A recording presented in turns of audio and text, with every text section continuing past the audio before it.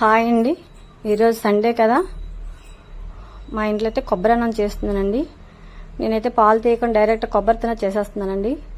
ముందుగా స్టవ్ మీద దాకా పెట్టుకుని అందులో పచ్చిమిరపకాయలు, మిక్సీ వేసుకున్న కొబ్బరి, నానబెట్టుకున్న రైసు, పచ్చిమిరపకాయలు, కరివేపాకు, హోల్ గరం మసాలా,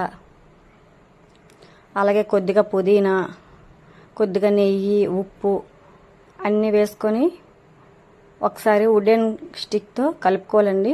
కలుపుకుంటే మొత్తం కింద పైన బాగా కలుస్తాయి. ఇప్పుడు స్టవ్ వెలిగించి ఒక 2 నిమిషాలు హై ఫ్లేమ్లో పెట్టేసి సిమ్లో పెట్టేయాలండి. సిమ్లో పెట్టేసి మూత పెట్టిస్తే ఒక 10 నిమిషాలకి కొబ్బరి అన్నం అయితే రెడీ అవుద్దండి. పైన కొత్తిమీర చల్లుకొని కొద్దిగా జీడిపప్పు ఫ్రై చేసుకుని వేసుకుంటే చాలా టేస్ట్గా ఉంటుందండి. దీనికి కాంబినేషన్ మటన్ కూర అయితే చేశానండి.